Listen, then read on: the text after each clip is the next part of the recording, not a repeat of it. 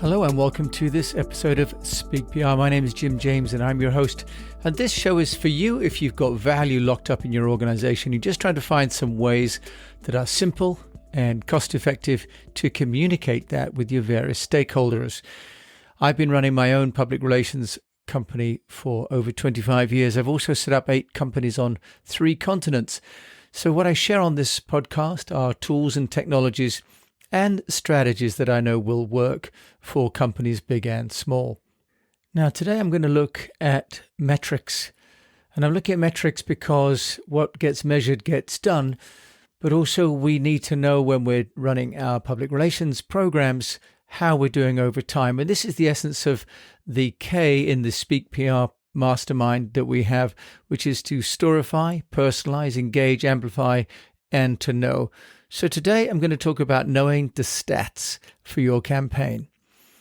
Now, there are a number of different terminologies that are used when measuring, especially for social media.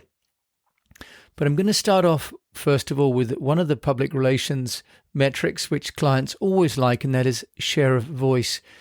Share of voice can be measured by tools like Carma, for example. And share of voice is measuring the volume of content that you have against other companies.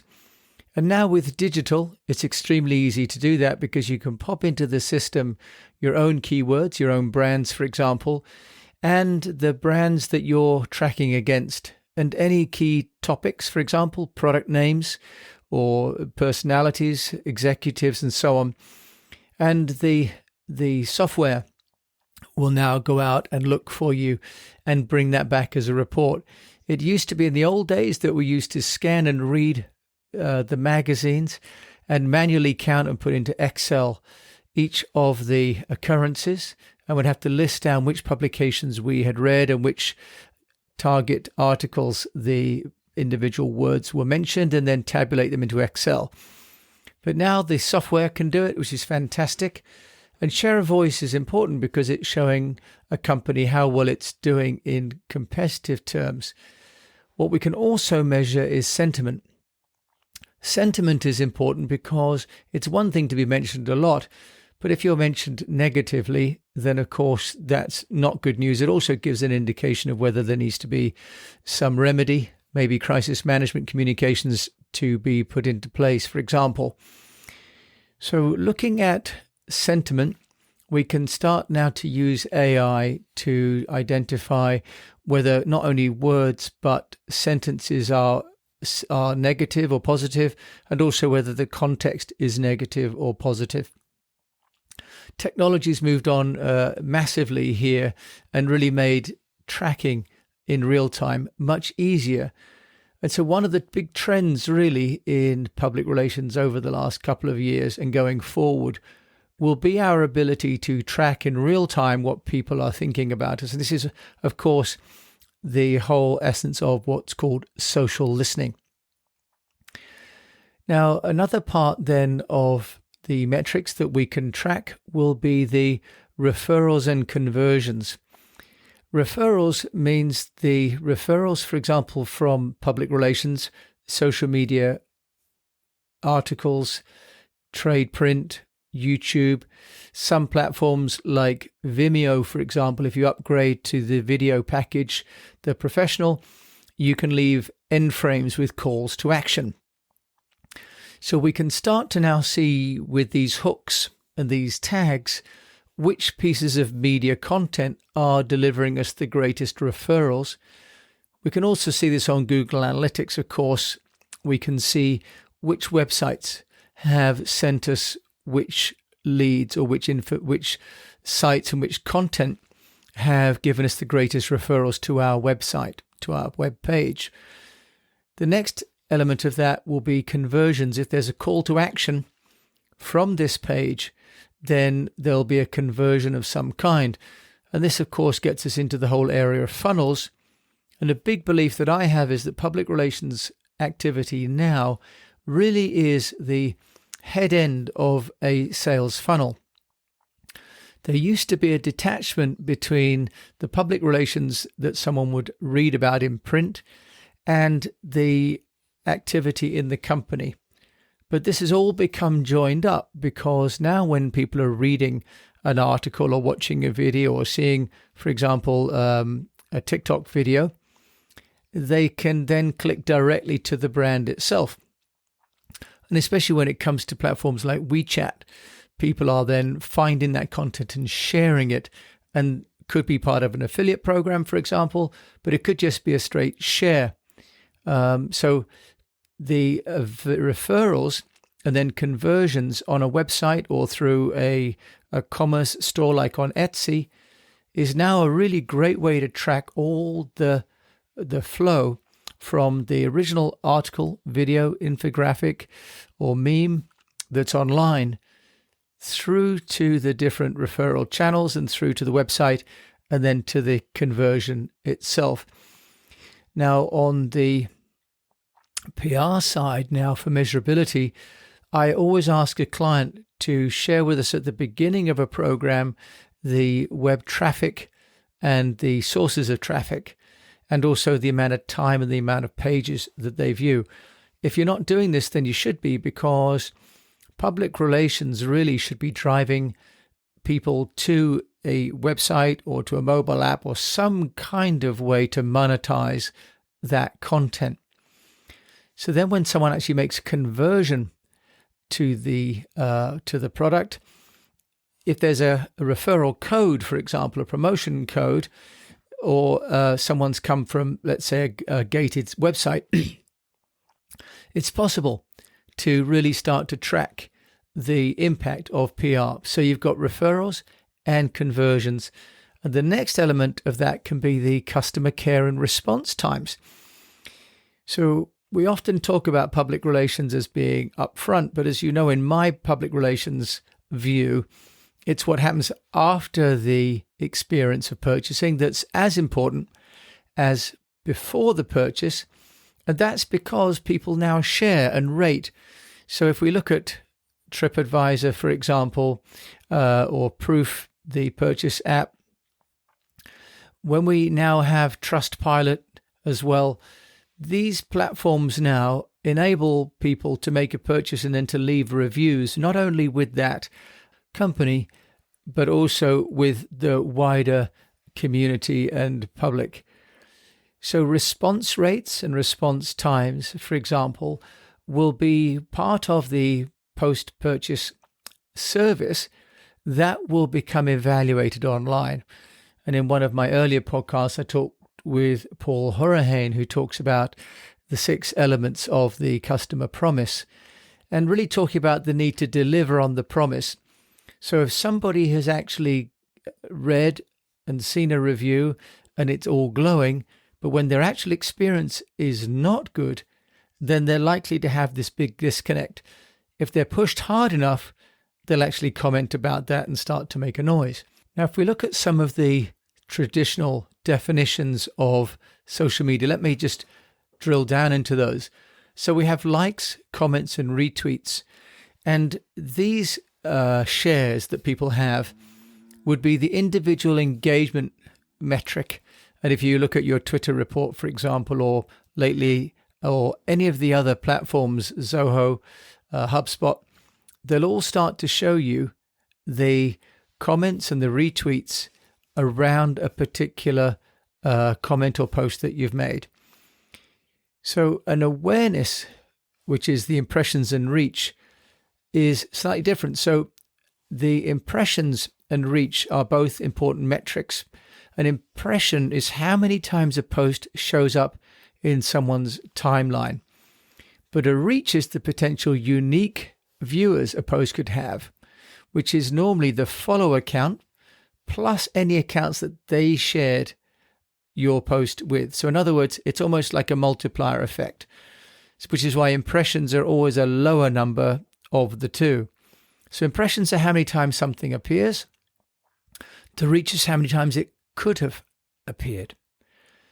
So what we're looking for is a post that has a high impression. In other words, it's appeared a lot of times, but also that the reach is great. We're also looking for account mentions, because mentions, especially organic ones where someone's mentioned something that we've created as a post, means that we are getting some traction. we're getting some engagement. Now, a post engagement rate is the number of engagements divided by the impressions. So a high rate of engagement means that most people or many people find it interesting. So I just want to have a look now and explain to you where we're doing with some of ours to give you a guide about what you might have on yours. So to give you an example for the East West Public Relations, I have here 2 Twitter accounts, a Facebook, an Instagram, a LinkedIn group page, and my YouTube video account. So if I look at my East West PR Twitter, for example, in the last week, I've had 3 shares, 22 likes, 25 engagements, 68 posts with 2.9 thousand impressions and 44.5k reach. Okay, so my engagement rate, well, I've got 25. I'm quite happy with that. And I've made 68 impressions. So that means that actually I'm getting quite a high rate in terms of nearly half of the posts I've made have had some kind of engagement, and 22 of those were actually liked.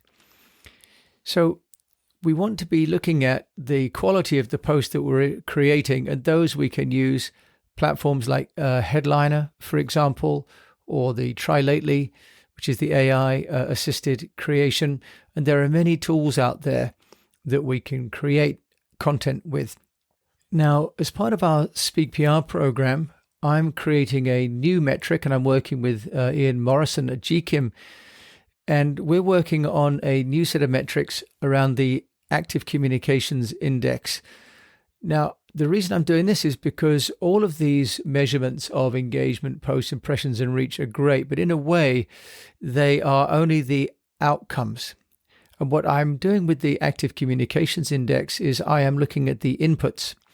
And I'm also working to create a comparison as well as the absolute number.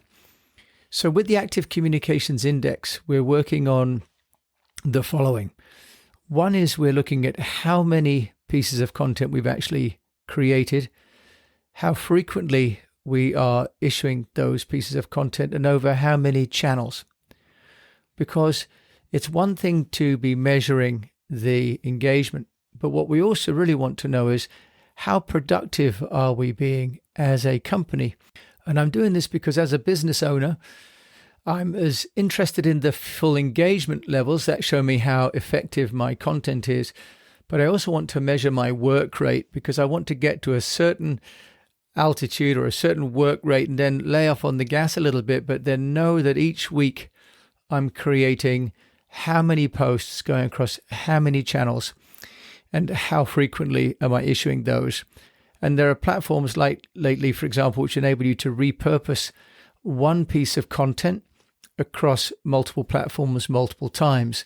So it is possible now to repurpose one piece of content multiple times, and that'll increase the, if you like, the utility of the content. So the ACI is measuring the productivity of my team, and that currently is not one of the metrics that's share, like, engage, and so on. Now, the other thing I'm working on with Ian is helping people to track how they are doing against other companies of a similar size. So we're just working now on a metric where people will be able to go online, enter their details, enter their company size and how often they are active on social media. And if we get enough people to enter this data, we'll be able to help people to benchmark themselves against companies of a similar size in a similar industry, in a similar country. The second element that we're working on then is this idea of taking people from ignorance through to evangelism, which is part of the Speak PR program. So I believe that we're trying to convert people from being unaware of our brand or our company or our product or service to ultimately making them into evangelists because they become then part of the company. So what we're doing is we're working on the questionnaire and the reporting tool that will generate for the people that put their content in, the data in. We'll be able to show you where your audiences are on this 5-stage progress from ignorance through to evangelism. We have 3 audience groups: our internal, our partners, and our external. So we'll be asking people to put data in across a number of different areas. And by entering that data, we'll be able to give you a visual representation of where your company is most likely to be within those 5 phases of awareness. Now, why I'm quite excited about this is because often companies have no real view on where they are at with their different audience groups and the different avatars within those audience groups in terms of awareness. And often, especially with international marketing, a company may be very well known in one market but completely unknown in another market, and yet they apply the same messaging across all markets.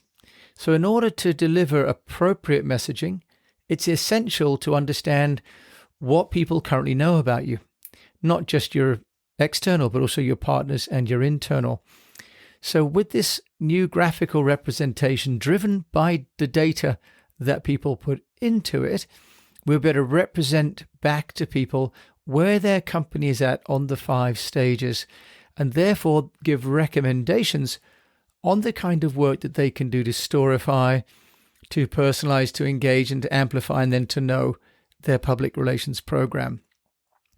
If this sounds of interest and you'd like to get involved, then please do email me to jim@eastwestpr.com, and we'll be putting this methodology and this new metric tool on the speakpr.co website very shortly. And as soon as it's ready, I will be promoting it and sharing with it across my social media channels as well.